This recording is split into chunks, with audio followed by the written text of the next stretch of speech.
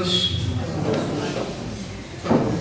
Nós temos um probleminha técnico aqui na tela, mas eu vou dizer para vocês por que disso. É porque o pessoal do lado de lá, da outra dimensão, também quer assistir a palestra, por isso que está assim meio de lado, entendeu? Eu não podia perder a piada. Adolescência e família. Quando eu comecei a palestrar nessa casa, aproximadamente há uns 15 anos atrás, eu só falava de evangelização, de adolescência e de família. Era a minha expertise. Até que um dia o Emor chegou para mim e falou assim: ô Bel, desenvolve outro tema aí, porque você já falou muito disso. Porque falar de família incomoda, né? Ele falou: incomoda, é necessário. Mas a gente também precisa estudar outros temas. Eu fiquei aproximadamente 20 anos na coordenação da evangelização e da mocidade dessa casa. E isso me levou a fazer uma pós-graduação em pedagogia espírita, onde eu fui buscar arcabouço científico e filosófico para trazer estudo para as nossas crianças, para os nossos jovens, trazer um estudo mesmo para essa casa. E naquela época nós tínhamos um número significativo, né, Ângelo? Né, Márcia? De crianças e de jovens naquela, que graças a Deus está retornando, né? Temos agora também a mocidade reativada pela Kátia, então estão todos vocês mais jovens convidados a vir participar. E todos vocês que são tutelares de jovens, incentive eles para que venham, né? Essas coisas que acontecem, gente, é um mundo espiritual, tá? Então vocês não se preocupem, não. Vocês podem até dizer para mim assim: Bel, falar de adolescência, falar de filho, você não é mãe? Sim. Eu não estou mãe nessa vida, mas trabalhei muitos anos com jovens e via exatamente neles tudo aquilo que o cotidiano não deixa o pai e a mãe ver. Porque são muitas as preocupações, são muitas as atribulações, e às vezes alguma coisa fica assim meio despercebida. E eu não falava desse tema há muito tempo.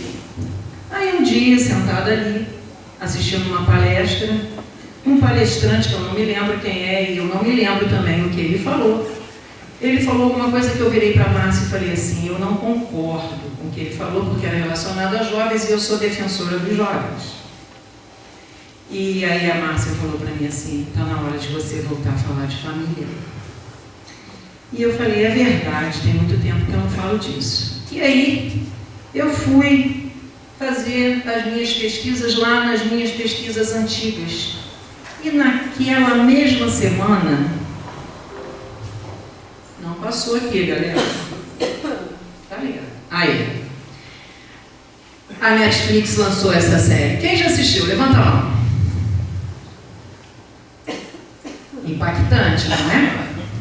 4 episódios só. Quem não assistiu, por favor, assista. Tá?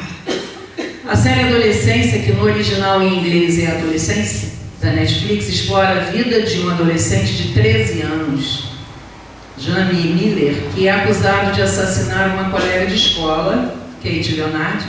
A trama investiga as possíveis causas e consequências desse crime, incluindo a influência da cultura online, da família, da escola, na vida do Jamie e de suas vítimas. A série aborda temas como misoginia, radicalização online, a busca por aceitação e o impacto da falta de educação socioemocional na vida dos jovens. Essa série não é... Estou dando para vocês verem? Essa série não é baseada em um fato real. Inclusive, esse que está aqui, que é o pai do garoto na série, foi ele que fez o roteiro, e eu assisti uma entrevista dele, e ele fala que foi baseada em fatos que estão acontecendo. E essa série se passa na Inglaterra, então o problema é global. Então nós estamos tendo, e aqui não se trata, eu não estou aqui dizendo que se trata de uma disrupção da família, do jovem, das redes sociais, não. E não estou também demonizando nenhum desses lados, mas nós precisamos estar atentos. Porque a primeira vez, eu assisti essa série 2 vezes. A primeira vez, é o impacto do que acontece. A segunda vez eu quis ver nas entrelinhas aquilo que talvez esteja acontecendo dentro dos nossos lares e nós não estamos vendo. Porque, inclusive, para quem assistiu, eu não sei se lembram, tem dois momentos na série, e isso é quase que inconsciente, que o pai não faz um enfrentamento do que está acontecendo. No primeiro momento, ele assistiu um jogo de futebol do filho, e o filho perde o gol, ele vira o rosto. E no segundo momento, quando ele vê a cena da qual o menino é acusado do assassinato, ele também vira o rosto. Então é o não enfrentamento, e nós precisamos enfrentar o que está acontecendo. Porque, na verdade, quando nós estávamos lá no plano espiritual, e quando nós fomos conduzidos para o nosso planejamento reencarnatório, nós aceitamos esse espírito como filho que nós não sabemos quem é, mas que nos foi dado para que nós orientássemos, que nós o amássemos, para que ele pudesse cumprir aquilo que aqui todos nós viemos fazer: evoluir através do aprendizado na nossa jornada. Porque quando nós estávamos lá, nós não pedíamos para o nosso pai: eu quero um tênis da Adidas, eu quero um iPhone 16 Pro Max, embora a gente possa dar. O que eles pediram, que nós também pedimos, é: eu quero parar de errar, me ajuda, eu preciso acertar. Então, meus amigos, baseado nisso, o Livro dos Espíritos vai dizer: maternidade e paternidade, uma verdadeira missão. Na questão 582, Kardec pergunta: pode-se considerar como missão a paternidade? E os Espíritos respondem: essa é em contestação possível uma verdadeira missão. É ao mesmo tempo grandíssimo dever, e que envolve mais do que pensa o homem, a sua responsabilidade quanto ao futuro. Deus colocou o filho sob a tutela dos pais, a fim de que estes o dirijam pela senda do bem, e lhes facilitou a tarefa, dando aquela organização débil e delicada, prestem atenção nisso, organização débil e delicada, que o torna propício a todas as impressões. Se este vier a sucumbir por culpa deles, suportarão os desgostos resultantes dessa queda e partilharão dos sofrimentos do filho na vida futura, por não terem feito o que lhes estava ao alcance para que ele avançasse na senda do bem. É uma baita responsabilidade quando a gente aceita esse filho, quando aceita esse compromisso da maternidade, da paternidade. Como eu disse aqui agora há pouco, como eu não estou mãe nesta vida, mas não se iludam, todos nós somos exemplos. Quem aqui tem filho adolescente? Quem aqui tem neto adolescente? Quem é adolescente? Tem alguns aí. Pode levantar a mão, gente. Não tenho vergonha, não. É uma fase maravilhosa e terrível ao mesmo tempo. E nós vamos falar disso. A gente tem muitos... Nós temos um hábito péssimo, né? Nós que já não estamos mais adolescentes. Para mim não faz muito tempo, não. Faz pouquinho tempo. A gente fala assim: na minha época... No meu tempo, eram outros tempos, era outra época. Não adianta, nós não vamos voltar a fazer aquilo. Embora algumas coisas tenham dado certo para a gente abandonou, e aí eu me pergunto todos os dias assim: por que a gente abandonou aquilo que deu certo para a gente? Porque talvez a gente hoje, o sistema cobra que hoje não é só o homem que tem que trabalhar fora, a mulher também. Então a gente não consegue dar conta de tudo. Então o tempo que estivermos com eles, né, a gente tem esse cordão por aí, né? O tempo não precisa ser quantidade, tem que ser qualidade. Não, mas tem que ser qualidade mesmo. Não é sentada do lado dele com o celular na mão também, não. É prestando atenção. Quando eu trabalhei aqui nessa casa da evangelização e na mocidade, aqui tinha uma membro da casa que era psicóloga. E ela me orientava muito. E ela falava uma coisa que eu repeti anos e falo sempre em algumas palestras quando o tema é esse. A criança e o jovem sinalizam. Quando eu fui fazer essa pós de pedagogia espírita, a coordenadora da pós, ela tem uma pessoa muito polêmica dentro do meio espírita, Eduardo conhece ela, adora encontro, ela desconstrói totalmente o espiritismo para que nós desenvolvêssemos o pensamento crítico e reconstruíssemos o nosso entendimento. E dentro disso eu entendi que essa obra codificada por Kardec, a doutrina espírita, tem resposta para tudo, ou para quase tudo. Então, meus amigos, dentro disso, deixa eu pegar aqui um negocinho que passa. Está voltando, gente. Está do outro lado. Hein? Do outro lado. Ah, perdão. Adolescência. Vem do verbo adolecer. Adolecer, na verdade. Adolescência provém do verbo adolecer e significa brotar, fazer grande, deixar de ser criança para se tornar adulto. Quando começa a crescer, o organismo começa a se alterar, a cabeça a mudar, começam a ver diferente, querem sair, namorar, dançar, etc. E nem querem mais saber dos brinquedos. Alguns pais têm até uma dor por causa disso, né? Meu filho, meu bebê cresceu, não querem isso, então iniciam os conflitos. Os jovens querem mostrar que não são mais crianças e a família tenta mostrar que não é isso que eles veem. A adolescência é considerada a raiz de maior conflito entre as famílias, né? É um momento que tudo muda e os pais às vezes também demoram a aceitar essa mudança e ela está acontecendo cada vez mais cedo. E alguns de nós podem até dizer assim, mas eu não tive essa fase. Será? Ou nós não entendíamos essa angústia que acontecia conosco e nós guardamos lá naquela caixinha onde a gente guarda as coisas mal resolvidas e que reverberam na nossa vida até hoje. E está tudo bem, porque graças a Deus a gente hoje tem ajuda profissional para resolver isso. E está tudo certo. O problema é que às vezes a gente não quer admitir e não pede essa ajuda. E se Deus permitiu que nós tivéssemos todas essas cadeiras aí dentro das universidades, que são um braço para nos ajudar, várias terapias ajudam, enfim. Então, meus amigos, não vamos banalizar essas dores que se manifestam nos nossos jovens. Vamos parar com esse negócio no meu tempo. No meu tempo, minha primeira tatuagem foi de chinela havaiana. Né? A gente brinca com isso, porque a mãe mandava de longe, né? Embora eu nunca tenha apanhado. Enfim, o fato é que ela existe e a ciência, a psicologia, as neurociências e o espiritismo explicam isso. Eu tenho duas notícias para vocês. Uma boa e a outra não tão boa assim. A não tão boa é que ela agora, adolescência, ela antecipou, né? Ela começa com 10 anos, mais ou menos, e nós vamos falar disso, inclusive na parte que a gente fala de hormônios aqui, e ela vai até os 30, ela esticou.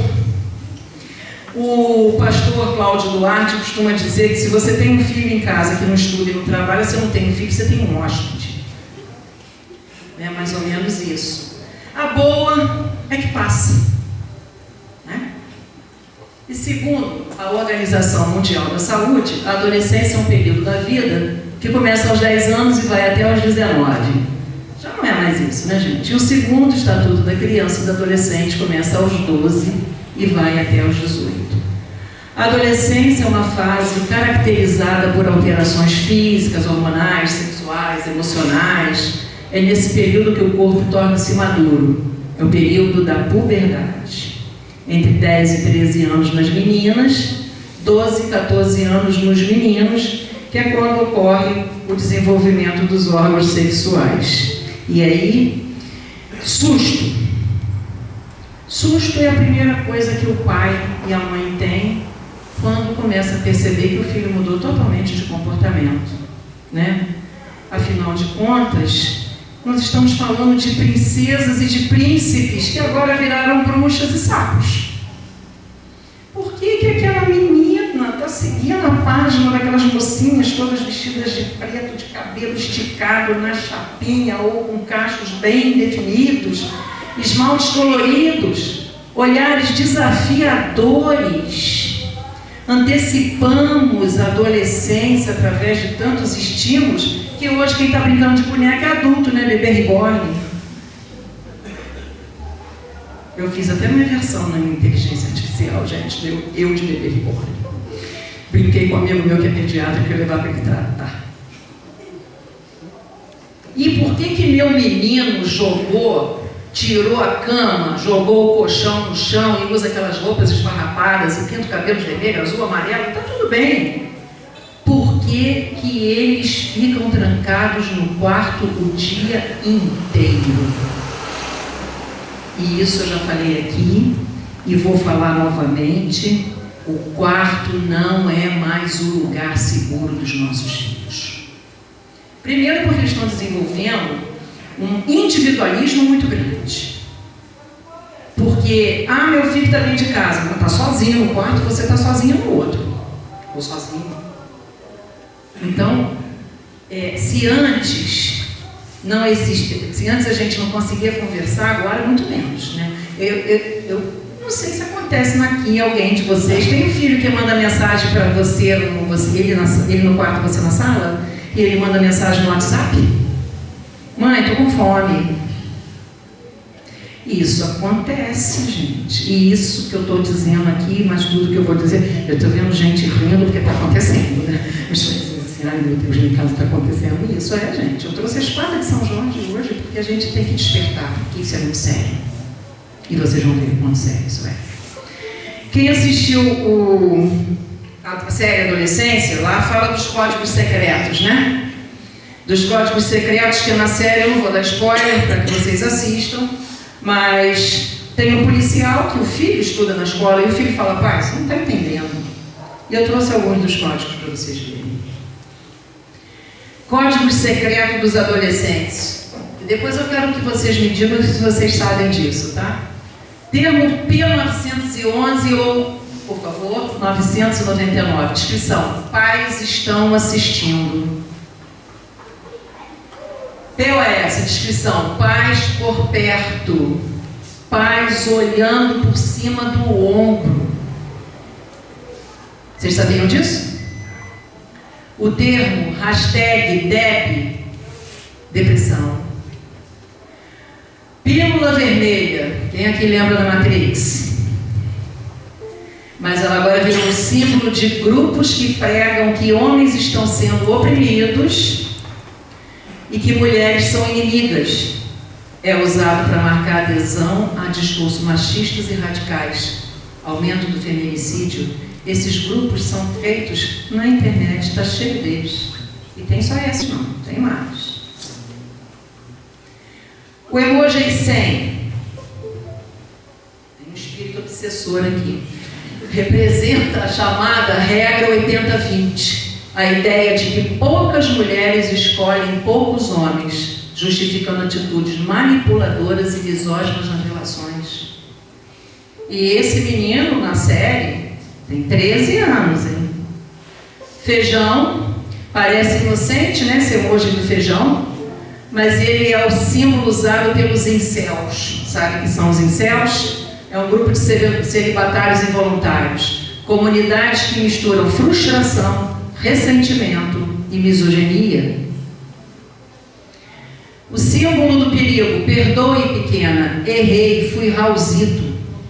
Essas são algumas das palavras-chave usadas com o código por pedófilos. Abusadores usam essas expressões para marcar fotos de crianças que chamam a sua atenção nas redes sociais. E os porquês fervilham a nossa cabeça, né? O que fazer? Como que a gente vai lidar com isso?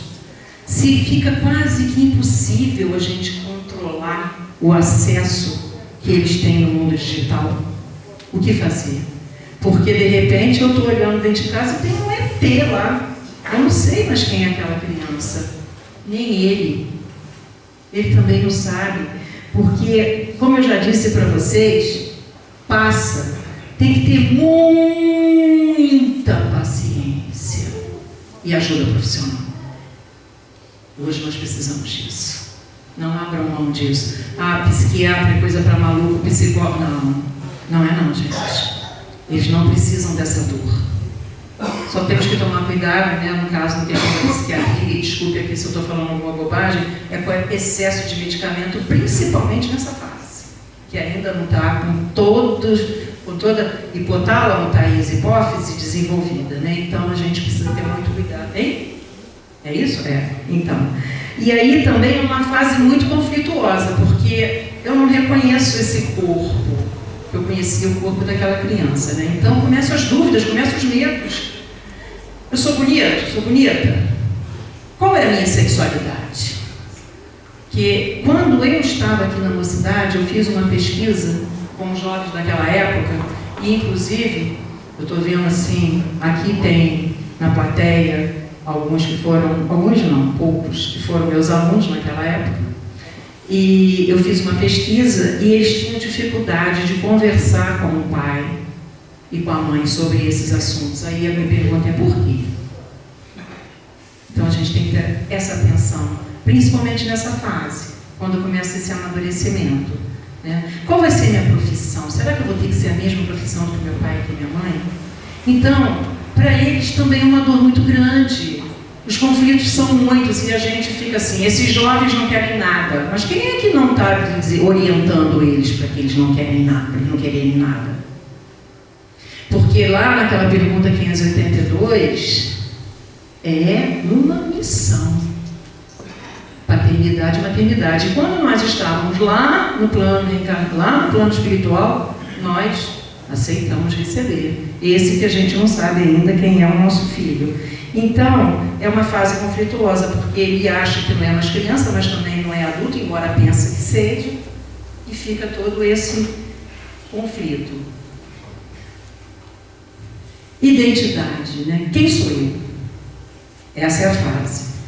A busca da identidade no adolescente é demorada, qual ocorre com o indivíduo em si mesmo, prolongando-se pelo período da razão, amadurecimento e velhice. Aí a gente aqui pode falar até dos adultos, né? Porque a gente às vezes, até mesmo depois de adulto, não tem essa noção da nossa identidade. E o que traz a identidade para a gente é autoconhecimento, né? Autoconhecimento é fundamental. E é uma confusão muito grande de questionamento que os adolescentes têm baseados dentro disso aí. Mas é tempo ainda. Então, sabe aquele adolescente que a gente vai abraçar e ele te empurra? Força a barra. Ele quer ser abraçado, porque a nossa base é a afetividade.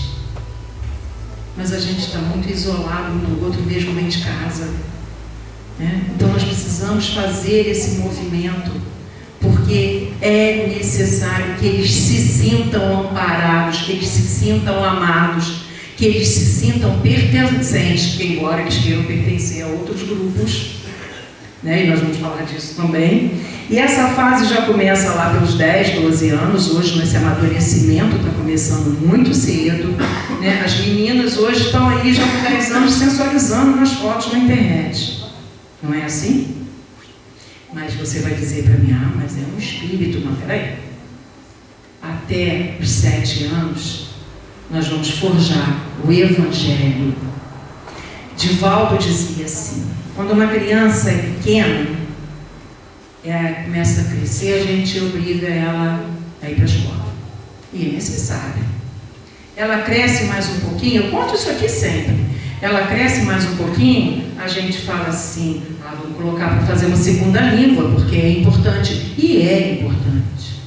Vamos colocar no esporte. Esporte é a melhor coisa que tem para ajudar o desenvolvimento, inclusive comportamental, né, e de coletividade da criança. E é necessário. E quando a gente pergunta, e a religião? Quando ele crescer, ele escolhe. Vai escolher o quê? O mundo. Porque nessa fase, gente, pululam muitas dúvidas na mente.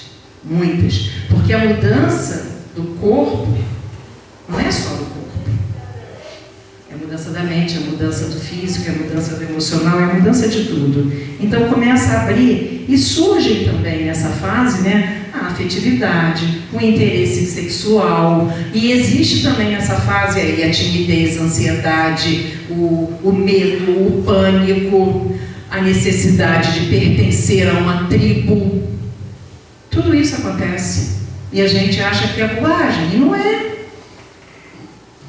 As crianças de hoje em dia, eu sou de uma geração, eu falando aqui na minha época, mas eu sou de uma geração que eu tomava meu remédio, que eu conhecia a Troveran, e quando não resolvia a palpeira, que é a marca mais que fel, mertiolate ardia, e hoje as crianças tomam tarja preta. O que aconteceu? Será que tem solução? O que vocês acham? Tem solução? Tem, gente? Pode balançar a cabeça. Tem ou não tem? Tem. Como eu ainda tenho umas 2 palestras esse ano, eu vou continuar com esse tema mais para esse ano, porque não dá para falar tudo hoje não. E aí nós vamos ver... Gente, outra coisa. Não chame os filhos de aborrecentes. Não façam isso. Isso é uma falta de respeito muito grande a esse espírito que traz uma bagagem que a gente desconhece. Então nós precisamos tomar cuidado com isso, porque nós não sabemos quais são as dores que esse espírito traz, porque é nessa época que ele começa a mostrar quem ele é. É nessa época. O jovem passa por um luto na adolescência. Que luto é esse? Nós podemos observar que tem alguns fatores: a mudança pelo corpo, a identidade e o papel infantil, e pelos pais da infância. Isso é uma dor. É aquele momento que ele começa a se retrair, ele não sabe se... Porque uma coisa, gente, que é muito importante, e eu vou mostrar isso num slide mais lá na frente, é a gente infundir na criança o respeito por nós e a intimidade. Porque ela tem que confiar nos pais. Porque se ela não confiar nos pais, em quem que ela vai confiar? Na rua. E aí que está o perigo. Na rua ou no outro lado do mundo, na internet, né? Então a gente não sabe mais. Então, gente, olha só. Adolescência e sexualidade. Não se iludam. Esse é o tema que não sai da cabeça dos adolescentes. A questão sexual por conta desse amadurecimento dos hormônios. O conhecimento do corpo, o proibido e o liberado, a responsabilidade pela educação sexual. Tem que conversar isso sim com as crianças. Eu acho até que já devia ter na grade curricular das escolas. Tem que falar do assunto. Não pode ter esse pudor, porque a minha geração tinha. Quem aqui, o pai, a mãe, o pessoal mais velho, conversou sobre educação sexual com o filho? Muito difícil, né? Muito difícil. Fazer amor ou fazer sexo? Conflitos, medos e insegurança.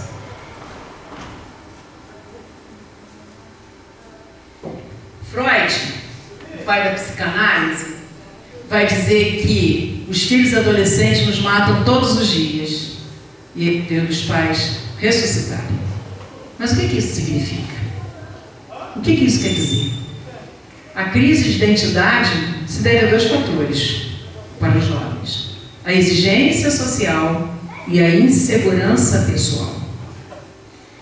São os medos, eu não sei se eu estou certa ou se eu estou errado, em quem que eu confio. Tudo isso passa pela mente dos jovens. Às vezes ele confia numa tia, tomara, né? Que pelo menos ele confia em alguém. Mas é exatamente quando você não dá essa abertura, sabe aquela coisa assim: ô pai, eu queria conversar com você, agora não, que eu estou vendo meu jogo. Não façam isso. Chama seu filho para ver o jogo com você. Ele não quer ver jogo, ele quer jogar videogame, joga com ele. Vai ver o que ele está jogando. Incomoda, né, gente? Tira da zona de conforto, mas a gente precisa estar atento para isso. Afinal de contas, nós nos comprometemos, né? Em ser pai, em ser mãe, em assumir essa missão. É difícil? Claro que é. E não pense vocês, jovens, que se a atenção do pai tem que ser redobrada, de vocês tem que ser quadriplicada, tá? Porque todos, inclusive os jovens, quando se dizem adultos, começam também a ter que ter de responsabilidade com o que fazem, porque do berço ao túmulo só existem escolhas e consequências delas. Então nós precisamos estar atentos. Mas quando a gente tem uma orientação, isso é mais leve, isso é mais fácil. Na construção da identidade, nessa etapa, o adolescente prepara-se para viver em maior plenitude e autonomia, né? Porque até há pouco tempo ele dependia dos pais para fazerem tudo para eles, e agora começa a pensar e agir de forma pessoal e afirmativa. E isso também se deve a 3 fatores: culturais, físicos e espirituais. E aí, nos culturais, são o maior alvo do consumismo. O marketing é pensado para gerar desejo por aquele objeto ou comportamento. Mensagem velada de reverência, de rebeldia: eu quero pertencer ao grupo. É esse grupo irreverente, rebelde. Necessidade de experimentar coisas novas, até porque, né, faz parte do nosso aprendizado, querer experimentar coisas novas. Eu fiz uma pós também, eu sou a louca da pós. Eu fiz uma pós de marketing já há muitos anos, e uma das matérias, e o marketing faz isso, gente, era neuromarketing. Lá em São Paulo tem um lugar perto da onde eu faço compra da loja, que chama-se Busca. Lá tem produto que você ainda não sabe que precisa. Impressionante. Você passa na prateleira e você fala: nossa, eu não sabia que eu precisava disso. Você viveu até aqui sem aquilo, mas a partir do momento que você viu que eu não vivo mais sem. É o marketing. E ele faz isso. Tanto é que hoje em dia, na minha geração, a gente queria ser diferente. Ninguém queria sair igual ao outro. Hoje não. Hoje eles são todos iguais, saem todos na mesma tribo, né? Não é assim? É ou não é, gente? É assim sim. E aí nós vamos ver que os jovens e as crianças também, e não é só as crianças que passam pelo alvo do consumismo, não. E nem os jovens, nós também. Nós também. E às vezes a pergunta é: quando a gente está buscando encher, comprar, já bem, eu sou comerciante, eu vivo de venda, mas eu até faço uma educação lá para meus clientes. Eu falo assim: você tem alguma coisa para combinar em casa? Não, então não leva. Ou então, compra mais uma coisa para combinar. E o que eu penso? Será que a gente não está querendo preencher um vazio? Porque eu tenho certeza que depois que inventaram a loja de 1,99, todo mundo tem um monte de tranqueiro dentro de casa. Não tem? Se fizer uma mudança, vai ficar não sei quantos sacos de lixo, de tranqueira, que comprou e não usa. Pode até ser que em algum momento tenha sido útil. Então, se não está sendo mais, dá para quem possa aproveitar. Mas não entra nessa história de acumular, não, porque é terrível. Os fatores físicos. Esse, acho que é um dos piores para o adolescente. É um período de grandes mudanças e algumas vezes eles se sentem um estranho, não só fisicamente, mas também psicologicamente, porque não é só o corpo que muda. Tem os conflitos fóbicos ou misóginos, transtornos neuróticos e psicóticos, são dramáticos, né, gente? O problema, ai meu Deus, são dramáticos, não são? Insônia, ansiedade é a bola da vez, né? Ansiedade é a bola da vez. E origem de obsessores, de obsessões, principalmente em jovens sem orientação espiritual e comportamental. Solo fértil para quem não tem nenhum tipo de orientação. E aí a gente vai dizer assim, nesse período, né, que eu até vou ler, porque é muito técnico, né, tem a doutora ali, se eu falar errado, ela vai me corrigir. A hipófise é uma glândula localizada no cérebro que tem uma função importante no desenvolvimento da puberdade. Então, os hormônios permanecem inibidos até aquele momento, e a partir daí se dá o amadurecimento das células do hipotálamo, que enviam sinais específicos para a liberação desses hormônios. Eles são portadores de uma carga muito forte de estímulos sobre as demais glândulas endócrinas, particularmente a tireoide, a adrenal, os testículos e o ovário. E aí começa a confusão. Que não para mais. A transição traz os efeitos rejeição ao corpo, né? A criança conhecia aquele corpo de criança, não reconhece mais. Os meninos engrossam a voz, cobrem o corpo de pelo. Nas meninas alarga o quadril, cresce a mama. E aqui também, hoje em dia já até que melhorou um pouquinho, né? Mas é a fase mais feia da vida da gente. Por quê? Porque espinha. Começa com espinha. Né? Tem que usar aparelho no dente. Antigamente só tinha aquele de metal. Hoje tem uns coloridinhos, tem umas que são incolor. Eu tinha umas amigas, duas amigas na verdade, que elas usavam aparelho de color. Vinha daqui aqui, ó. Não sei se alguém aí lembra disso. Hoje eu não vejo mais isso, graças a Deus, a tecnologia já mudou isso, né? Então, era uma transformação tão pesada, até cruel. E aí, hoje em dia, já não sei se é tanto assim, mas a saúde mental deles está um pouquinho comprometida. Eu almoço sempre com um amigo meu que é pediatra, e eu estava conversando isso com ele hoje, ele falou para mim uma coisa que me assustou muito. Ele falou para mim que de 8 em cada 10 adolescentes que ele atende estão tomando alguma medicação para transtorno mental. Ou para depressão, ou para ansiedade, ou para síndrome do pânico. 8 em cada 10. Esse número me assustou. É muita coisa, gente. E para quem é pai e mãe de adolescente, deve dar agora uma dor violenta, né? Eu sei disso. Naquela época também, né, gente, o óculos não era um acessório bonito, que nem é hoje. Joana de Ângeles, no livro Adolescência e Vida, vai dizer o seguinte: no período da adolescência, porém, em pleno desabrochar das forças sexuais, a mediunidade se apresenta pujante, necessitando de educação conveniente e diretriz adequada para ser controlada e produtiva. Os conflitos comportamentais do adolescente naturais nesse período abrem espaço para mais amplo intercâmbio com os espíritos que se comprazem em afligir e em perturbar, considerando a ignorância da realidade em que se demoram. E o espírito, gente, traz essa bagagem, né? Nós trazemos a nossa bagagem, as nossas tendências, os nossos pendores. E quando nós não temos essa orientação espiritual, essa orientação religiosa, e se você não quer trazer no centro espírita, na missa, no culto, não importa. Mas a criança que cresce com orientação espiritual, ela dificilmente vai, ela até pode ter todas essas dores da adolescência, mas não numa escala tão alta. Porque ela começa a adquirir autoconfiança, ela entende o que ela veio fazer aqui. Ela entende que ela está numa jornada. Ela pediu lá, me ajuda a acertar. E a gente atendeu. Então nós precisamos perceber que esse espírito que está dentro da nossa casa e que nós não sabemos quem é, também tem esses pendores. E aí nós temos que tirar o óculos cor-de-rosa, porque o meu filho não é perfeito.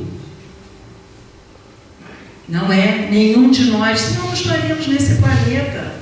Ele precisa de orientação, ele precisa que a gente neutralize todas aquelas más tendências e que a gente potencialize o que ele tem de bom. Porque tem.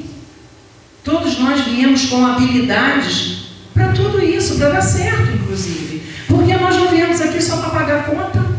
Até porque Deus não é um cobrador implacável. Deus não pune, Deus corrige. Nós viemos aqui para sim, corrigir os erros, aprender um pouco mais e sermos co-criadores na obra com o Pai. Está lá no Evangelho. Foi isso que nós viemos fazer aqui. Então, nós não podemos tirar essa oportunidade que eles estão tendo. É compromisso nosso. Nós também fomos orientados. Não sei de que forma, mas fomos. Tanto é que estamos aqui. Né? No caso, os dois planos da vida, na verdade. E é um momento de afloração, porque é nessa época, né, nesse momento, que a criança vai mostrar quem ela é. Que nós vamos ver realmente, porque até os 7 anos, eu falava muito isso para os jovens, né? Pai e mãe é herói. Dos 7 aos 14 começa a mudança, né? Com 14 anos, o pai e a mãe é o maior inimigo que eu tenho. Contradiz tudo que ela fala. E eu falava com os jovens, quando vocês perceberem que pai e mãe são os maiores amigos que vocês têm, às vezes pode ter sido tarde demais. Então vamos aproveitar essa oportunidade, porque ninguém nos ama mais do que pai e mãe. E às vezes eu vejo, veja bem, não é um julgamento, mas eu penso que a mulher paga um preço muito alto por conta de ter que trabalhar e a maternidade. É difícil, nós sabemos que é. E às vezes algumas não dizem não para compensar essa ausência. Mas meu filho vai deixar de me amar. Gente, eu não sei nem se eu sei qual é a profundidade desse sentimento. O que dirá uma criança? O que dirá um adolescente? Ele não sabe qual é a profundidade do sentimento de amar. Não sabe. Então nós precisamos estar muito atentos a tudo isso. Eu vou falar um negócio agora para vocês, e essas alterações todas não se dão só por causa do hormônio, não. O cérebro também tem essas responsabilidades, né? Os fatores espirituais, eu já ia falando. Adolescência e religião. Quando eu trabalhava com a mocidade, eles tinham tantas perguntas relacionadas a Deus, à religião, à fé, ao fanatismo, hoje a intolerância religiosa, né, principalmente contra as religiões de matrizes africanas, a salvação. Eles tinham medo de espírito. Será que Deus existe mesmo? E o umbral? Eles tinham tantas dúvidas. Foi por isso que eu fui fazer a pós, porque eu precisava estudar mais para responder tanta dúvida que eles tinham. Cadê?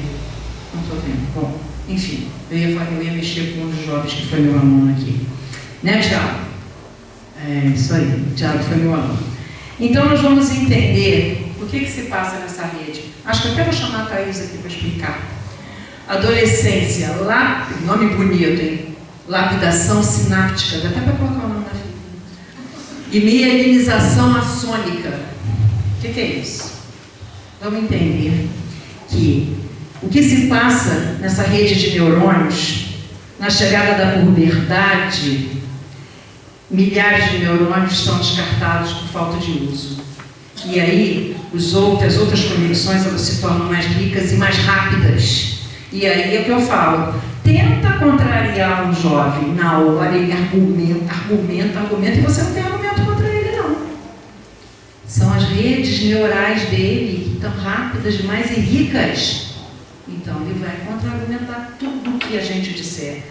E tem também uma área, que é a área de recompensa, que é aquela área que libera a dopamina, não é? Que traz a sensação do prazer. E tem também a área dos receptores do prazer.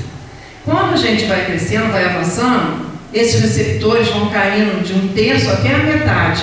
Então, aquilo que era bom, que liberava dopamina, não libera mais. Então começa o tédio, a frustração, e eu tenho que buscar novos estímulos para liberar a dopamina. Então eu vou nos esportes radicais, no rastro de carro, vou correr risco, ou então eu vou buscar a liberação da sensação do prazer nas drogas. E quando a gente cria uma criança que está acostumada a tomar Ritalina, o que ela vai tomar quando ela tiver com 15 anos? Cocaína, né? Deve ser. Não sei, estou aqui falando talvez até uma bobagem. Na pergunta 110 do livro Consolador, esse livro aqui é Chico Xavier, ditado por Emmanuel. Qual a melhor escola de preparação para as almas reencarnadas? A melhor escola ainda é o lar, onde a criatura deve receber as bases do sentimento e do caráter. Os estabelecimentos de ensino propriamente do mundo podem instruir, mas só o Instituto da Família pode educar. É por essa razão que a universidade poderá fazer o cidadão, mas só o lar pode edificar o homem. Porque é lá que nós vamos receber todas as bases morais que vai construir o nosso caráter, para que nós possamos fazer uma diferença positiva no mundo. E a criança orientada, evangelizada, ela vai ser um adulto que faz a diferença no mundo. Na próxima vez que eu vier falar, eu vou trazer para vocês todos os benefícios que muitos jovens estão fazendo pelo mundo, que a gente fala que o jovem não faz nada, vocês estão muito enganados, não é nada disso. A psicologia nos diz que nos 15 anos é a balança que a gente, das bagagens que a gente traz e daquilo que aqui nós aprendemos. É dentro desse cenário que a gente está educando. Difícil, né, gente? Complexo, né? É muita informação. Mas o amor vence tudo isso. O amor, a atenção, o carinho, o dizer o não na hora certa, vence tudo isso. Sem que a gente precise ter todos esses conhecimentos técnicos. Mas só precisamos estar atentos. Porque nós não podemos mais nos distrair. Dizem que é difícil falar com a criança, porque a criança não aceita, ela só aceita a verdade, nada mais do que a verdade. E com o adolescente, ele também só aceita a verdade, só que com segurança. Porque o adolescente precisa de segurança. Ele está nessa transição. Então nós precisamos trazer. Até porque o mundo que nós vivemos hoje é um mundo que gera medo. Eu tive uma infância de brincar na rua. Hoje em dia a gente não tem mais isso. É muito difícil. Só se for uma cidade mesmo, muito pequena, né? Talvez até uma aldeia. Mas é muito difícil. Então, elas não desenvolveram essa segurança, talvez até mesmo iniciativas. E a gente precisa estimular isso nelas. Os pais e educadores são convidados nessa fase da vida a caminharem ao lado dos jovens, dialogando e compreendendo as aspirações, porém exercendo uma postura moral. Foi o que eu falei aquela hora, que infunda respeito e intimidade. Ao mesmo tempo, fortalecendo a coragem e ajudando nos desafios que são propostos, para que o mesmo se sinta confiante para prosseguir avançando com segurança no rumo do futuro. Se a palavra convence, o exemplo arrasta. Como é que eu vou falar para o meu filho, para ele ir lá na casa espírita, se eu não vou? Como é que eu vou falar para o meu filho que ele tem que fazer isso ou aquilo se eu não faço? E nós não contestávamos, mas hoje eles falam assim, você não faz, eu também não. Hoje eles vão falar isso. E estão errados? Não. Então a gente precisa atentar para isso. Eu já estou quase passando da hora, mas falta pouquinho. Vamos lá? Falei demais. Na questão 121 do Consolador, o meio ambiente influi no espírito? O meio ambiente em que a alma renasceu muitas vezes constitui a prova expiatória, com poderosas influências sobre a personalidade. Faz-se indispensável que o coração esclarecido coopere na sua transformação para o bem, melhorando e elevando as condições materiais e morais de todos os que vivem na zona de influenciação. E lá na questão, eu não me lembro o número do Livro dos Espíritos, né, também tem essa pergunta. Influi mais no pensamento dos espíritos? Muito mais do que imaginais, quando de ordinário é ele que vos dirige. O meio influencia, sim. Inclusive o meio da casa. Nessa série, que quem assistiu, nós vamos ver que o ambiente mais tóxico da série é da escola. É muito tóxico. E, infelizmente, eles não respeitam ninguém, nem a polícia. E isso é muito triste. Porque eles estão precisando de ajuda também. Quando eu vi essa série, eu comecei com pena do menino, terminei com pena da família e chorei junto com a psicóloga. Quem já assistiu também viu um episódio inteiro, né? Ele com a psicóloga, e é muito duro, é muito triste. Então, gente, a doutrina espírita, ela alerta para essa urgência que nós temos, e não mais uma necessidade, mas uma urgência, de educar o espírito imortal, que somos nós, que somos todos nós. Porque esse espírito imortal, educado, vai fazer o que o Bezerra de Menezes já tinha dito lá em Transição Planetária. Eu vou mostrar aqui, que Kardec fala na Gênese, lá no capítulo 28, nos sinais, não é finais, é sinais dos tempos. A geração nova é uma geração que sai, outra geração que chega. A época é de transição, confunde-se os elementos das duas gerações, colocadas no ponto intermédio. Assistimos a partida de uma e a chegada da outra, já assinalando cada uma no mundo pelos caracteres que lhes são peculiares. Aí vocês vão falar, mas nossa, mas essa juventude que está aí, eu vou trazer as coisas boas que a juventude está fazendo. Esses espíritos estabelecerão a regeneração no planeta. E nós, pela lei da reencarnação, vamos nascer através delas. Que nós vamos voltar. Né? Tomara que para o planeta regenerado, não sei. Não sei se eu vou ter que ir para o planeta ainda de prova e expiação, né? A gente ainda não sabe disso. Bezerra de Menezes vai dizer para a gente no livro Transição Planetária: sucede, meu filho, que as regiões de sofrimento profundo estão liberando seus hóspedes que ali ficaram em caráter privado. Muito gentil ele chamando, né, esses espíritos da crosta de hóspede. Por muitos séculos, e agora na grande transição, recebem a oportunidade de voltarem-se para o bem. Veja bem, recebem a oportunidade de voltarem-se para o bem ou de optar pela loucura a que tem se entregado. Bezerra de Menezes vai dizer para a gente que todos aqueles que estavam na crosta, retidos, estão aqui entre nós para uma última oportunidade.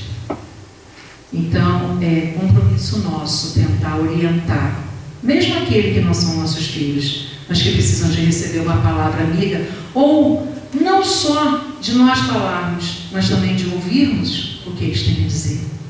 Nós precisamos atentar para isso. E o entendimento da doutrina espírita, pelo conhecimento, nos ajuda a libertarmos de nós mesmos, de superarmos as nossas imperfeições que nós trouxemos na nossa bagagem, e de nós forjarmos nos nossos corações um homem de bem, e tirar esse homem de velho, esse homem velho que ainda habita em nós. A doutrina espírita, falei lá no comecinho, ela explica tudo isso e muito mais. Então vamos fazer olhos de ver, ouvidos de ouvir. Vamos parar um pouquinho. Um prazer sentar à mesa para uma refeição.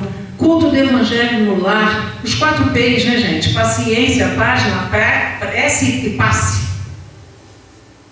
Paz, tolerância. É isso que a gente precisa dar para podermos ter um convívio harmônico em família.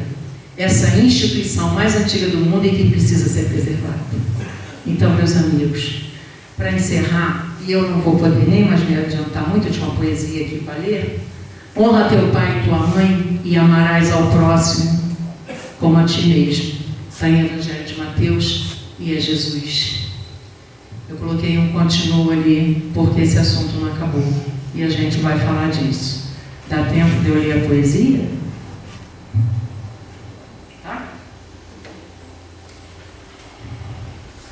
Linda, um pouquinho extensa, tá? Há mistérios peregrinos no mistério dos destinos que nos mandam renascer. Da luz do Criador nascemos, múltiplas vidas vivemos para a mesma luz volver. Buscamos na humanidade as verdades da verdade, sedentos de paz e amor. E em meio dos mortos vivos, somos míseros cativos da iniquidade e da dor. É a luta eterna e bendita em que o espírito se agita na trama da evolução. Oficina onde a alma presa forja a luz, forja a grandeza da sublime perfeição. É a gota d'água caindo num arbusto que vai subindo, pleno de seiva e verdor. O fragmento do estrume que se transforma em perfume na corola de uma flor. A flor que terna expirando, cai no solo fecundando o chão duro que produz, deixando um aroma leve na aragem que passa breve nas madrugadas de luz. É a rija bigorna, o malho, pelas fanas do trabalho, a enxada fazendo pão, o escopo dos escultores transformando as pedras em flores, em carraras de eleição. É a dor que através dos anos, dos algozes, dos tiranos, anjos puríssimos faz, transmutando os neros rudes em arautos de virtudes, em mensageiros de paz. Tudo evolui, tudo sonha, na imortal ânsia risonha, de mais subir, mais galgar. A vida é luz e esplendor, Deus somente é seu autor, o universo é seu altar. Na terra às vezes se acende radiosos faróis que esplendem dentro das trevas mortais. Suas últimas passagens deixam fulgores imagens em reflexos perenais. É sofrimento do Cristo, portentoso jamais visto, no sacrifício da cruz, sintetizando a piedade e cujo amor à verdade nenhuma pena traduz. É Sócrates e a cicuta, é César trazendo a luta, tirânico e lutador, é Celine com sua arte, ou o sabre de Bonaparte, o grande conquistador. É Anchieta dominando, a ensinar catequizando o selvagem aprendiz. É a lição da humildade, da extremosa caridade do pobrezinho de Assis. Ó bendito quem ensina, quem luta, quem ilumina, quem o bem a luz semeia, nas vainas do evoluir terá a aventura que anseia nas sendas do progredir. Uma excelsa voz ressoa, no universo inteiro ecoa, para a frente caminhai, o amor e a luz se alcança, tem de fé, tem de esperança, para o infinito marchai. Castro Alves, pela psicografia de Chico Xavier. Muito obrigada.